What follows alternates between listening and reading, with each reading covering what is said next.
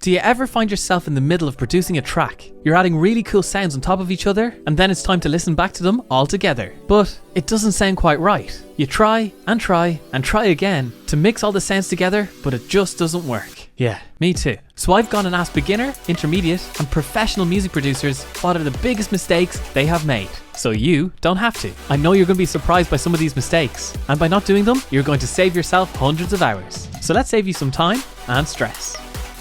It really doesn't matter which DAW you use, whether it's Logic, Ableton, Pro Tools, or even Reaper. The main thing is that you know that DAW inside out. I'm sure I'm not the only one who has tuned into some famous music producer's stream and watched them produce an entire song from scratch in 20 minutes. Part of me is in awe at how fast they are, and part of me is, well, just jealous. Knowing how to record, play, duplicate, trim, loop, solo and mute are so helpful. A few seconds saved here and there really adds up to a lot of time. So get the shortcuts for your DAW and print them out and hang them up somewhere beside you so you can see them at all times. Before you know it, you'll be flying around your keyboard faster than you scroll on TikTok. Not only can you save time while getting to know your DAW, you can also save a lot of money. There really is no need to be spending hundreds or thousands of euro or dollars on equipment when you already have all that you need. While you're in the beginner stage of your music production career, I highly recommend that you get to know the plugins and instruments of your DAW inside out. All the software that's inbuilt initially is more than good enough to record really professional sounding tracks. Fancy gear and equipment is mostly a distraction initially, and you're lying to yourself saying that you're going to be so much better when you get this new shiny thing. Trust me, this time is much better spent focusing on what you already have at your disposal. Latch by Disclosure and Sam Smith is a great example of this. It got into the top 10 Billboard charts using only stock plugins. Would be telling me how great the mix is and how analog it was and all this stuff, and I'm in my mind just thinking like, it is definitely just Logic plugins. First, focus on upgrading your own abilities rather than your equipment.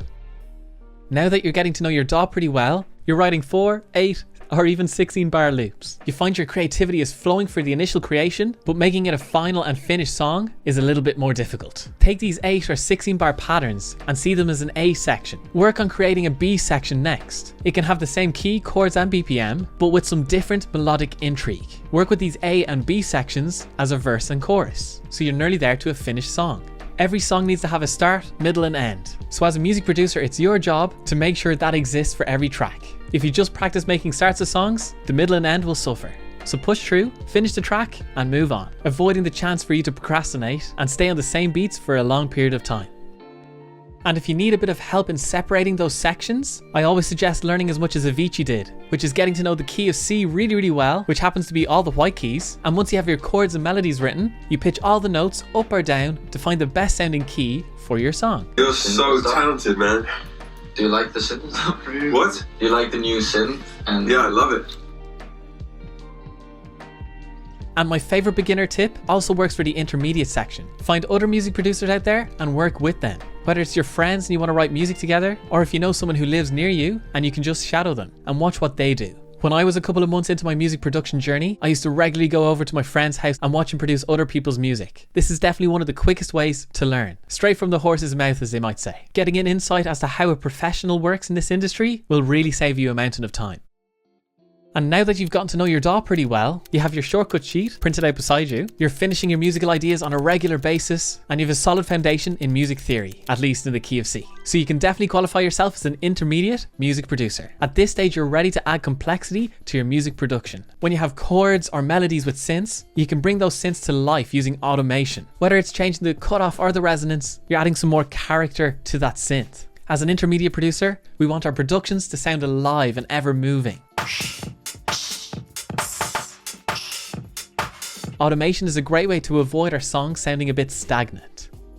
Buses are amazing for mixing in a small bit of an effect without totally overpowering the original signal. I would highly suggest keep your reverbs on buses, unless in specific situations where you want your sound to sound really washed out. And when you are getting a handle on all these different plugins, try not to get overexcited and add a ton of reverb, or lots of boosting EQ, or some over-enthusiastic compression. Use your ears and not your eyes when you're mixing in sounds. What matters is your taste. The overall rule of thumb is if it sounds good, it is good. So giving yourself the space to step away and come back to a project will really help you keep objectivity. It's definitely a great way of avoiding over mixing. And my favorite intermediate mistake to avoid is all about creativity. When you're putting multiple software instruments together, it's very easy for your track to sound a little bit dead. So go outside and record some of your own sounds. Whether it's to use pedestrian crossing as hi-hats, or finger clicks to layer on your snares, or even recording crickets, rain or wind that are outside your window. If you take a song with no crickets, and especially if it's like MIDI instruments, and then you add some crickets, you're like, wow, this song feels real. Mixing your own real sounds into a track is the best way to resuscitate it and bring it back to life. It adds so much atmosphere, makes the track sound alive, but also gives it a bit of a soundscape and really helps the listener engage with what the songwriter has written in their music. However, if you don't want to move away from your desk, there is another option. And you don't have to look further than this suggestion by Kenny Beats. Things together you would never imagine go together. And that's how a lot of music I make and a lot of my favorite producers make a lot of stuff, is unexpected combinations of stuff in your computer sometimes you didn't even know you had. Take other people's samples and chop them up with your own imagination and creativity. The possibilities really are endless.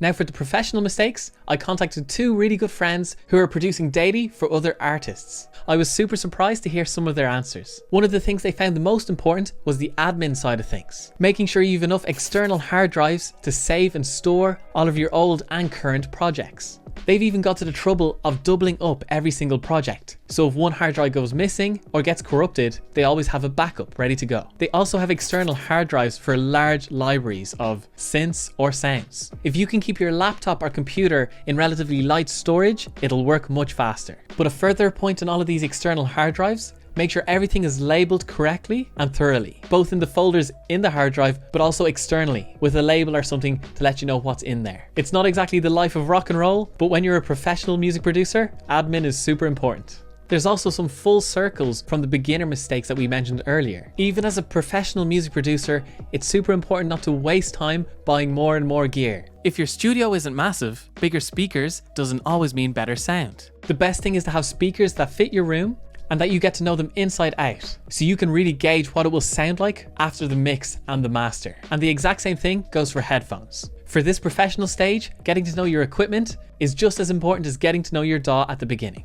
And I'm sure some of you are exceptions to the rule, but the majority of musicians I know tend not to be amazing business people right off the bat. Make business cards, document your music production on social media, cold call or cold message artists on Instagram to see if they're looking for a producer just like you. If you want to produce music for other artists, spend time improving your business game. As just like the music, the more time you spend at it, the better you will get. And after a while, word will spread of your amazing music production ability, and you'll be inundated with clients looking to work with you.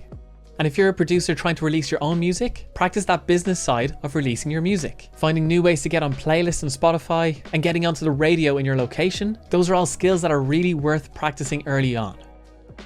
The best way to learn is to teach, but the second best way is by making mistakes. So don't be afraid to make lots of them, as long as you're actually switched on and consciously identifying those mistakes. In that case, you're onto a winner. And if you want to make sure that your choruses are onto a winner, you can watch this video right here. It will help you keep your course production fresh and interesting. So go on, click it. Hard to be rude not to. Hope you're keeping well. Cheers.